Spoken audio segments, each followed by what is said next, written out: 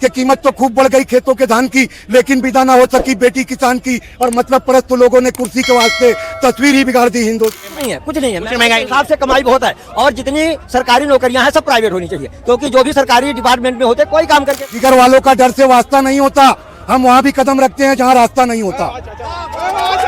जो अनभक्त हैं वो नहीं बोलेंगे, मगर जो सच्चे देशभक्त हैं वो ये बोलेंगे कि इस मुल्क में मोहब्बत की जरूरत है। वतन की आबरू लूटने ना देंगे, मिटेंगे हम तुझे कभी मिटने ना देंगे, लिखेंगे इतिहास अपने लहू से, तिरंगा हम कभी झुकने ना देंगे। क्योंकि हालात ऐसे है भाई, जिसके पैर में जूते थे उसको चप्पल आ गई, जिसके कपड़े अच्छे थे कोट पैंट थी उसको टी शर्ट और बनियान आ गई।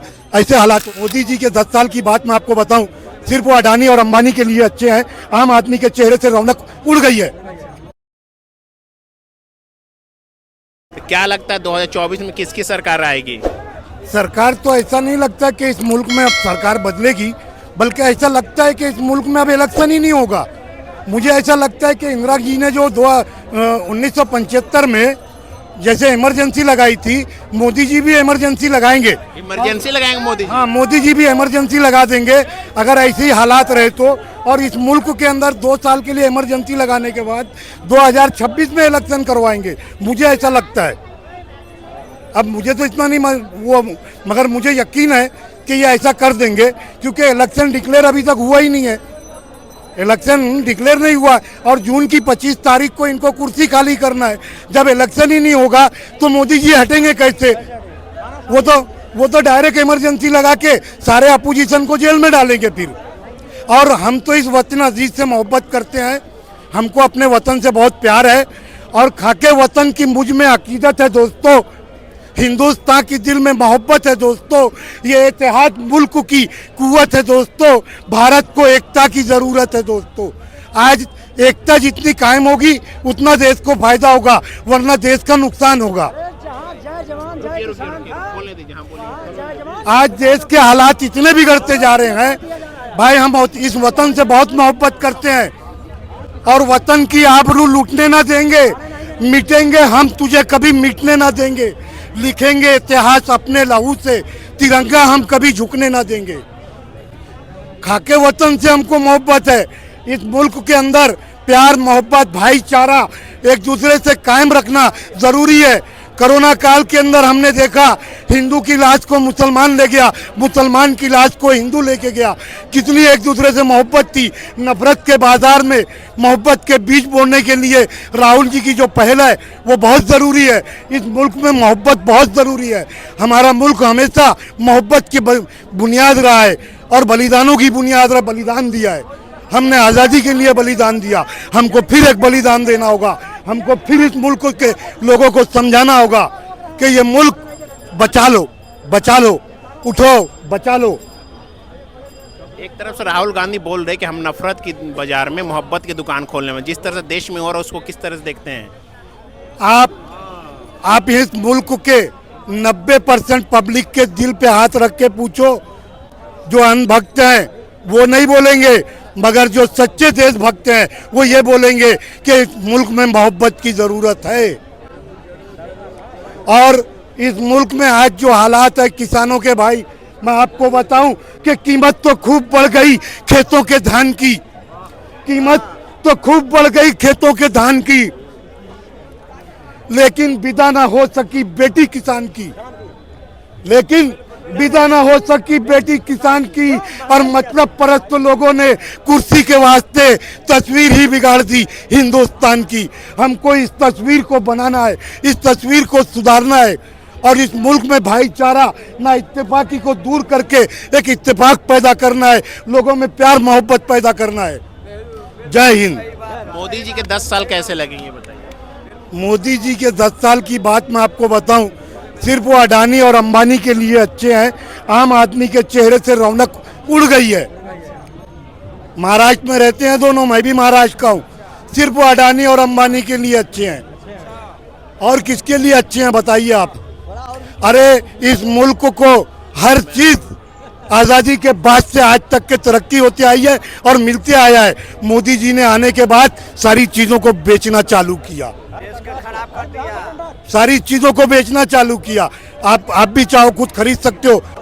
मोदी जी तो दावा कर रहे हैं ना कि अगली बार 400 पार आएगी सीटें। अरे भाई अगली बार जो है ना, आपको बता दूं, 445 से 545 सीटों पे इलेक्शन नहीं होगा, 544 सीटों पे इलेक्शन नहीं होगा। अगली बार इलेक्शन होगा 800 सीटों पर, और मोदी जी का ये प्लान है 800 सीट पर। 800 सीट पर इलेक्शन होगा पूरे मुल्क में।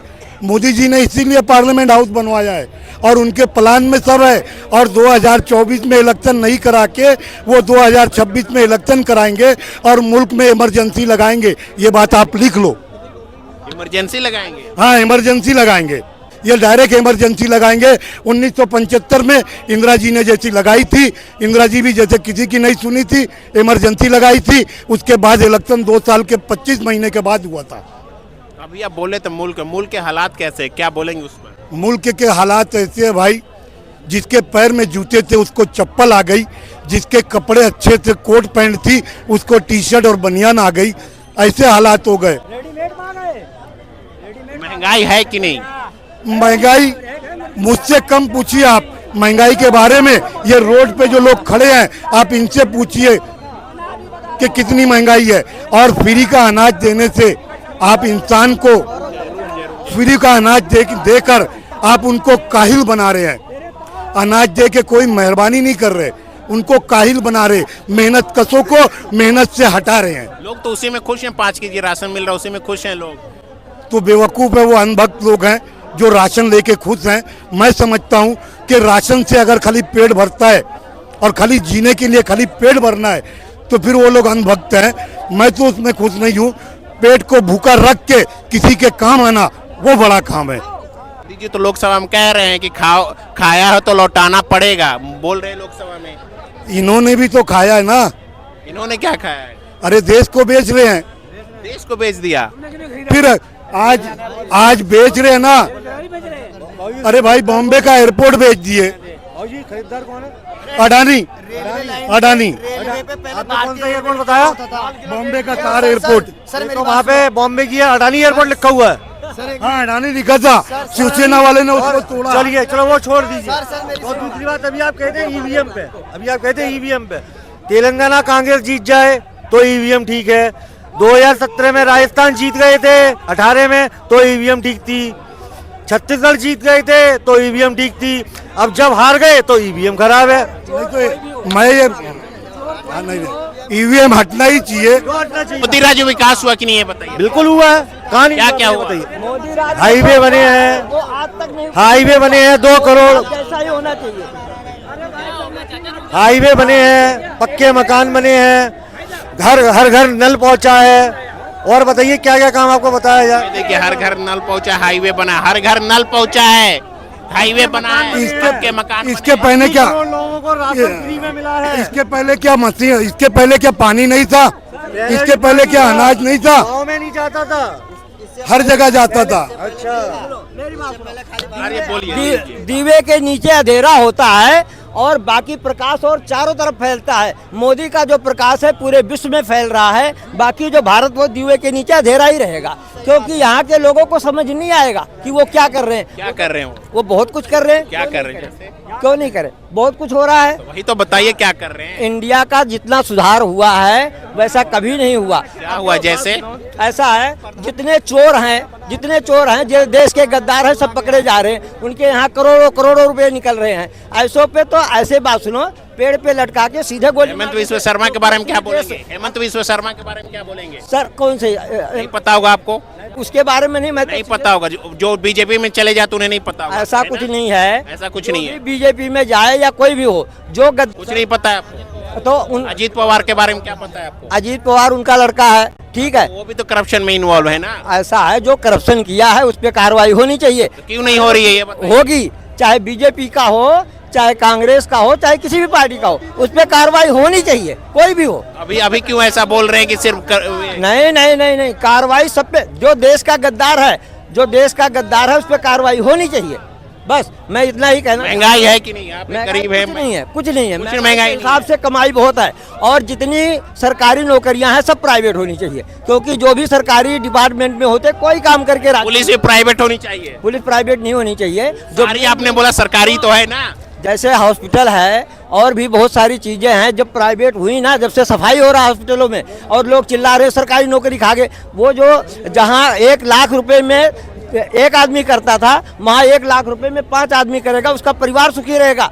मैंने सारी सरकारी नौकरी प्राइवेट कर दे आपके हिसाब से? करना चाहिए, बिल्कुल करना चाहिए, बिल्कुल करना चाहिए। बताओ आप क्या करते हैं? सरकारी से प्राइवेट हो जाता है, सरकारी वाले जिगर वालों का डर से वास्ता नहीं होता, हम वहाँ भी कदम रखते हैं जहाँ रास्ता नहीं होता।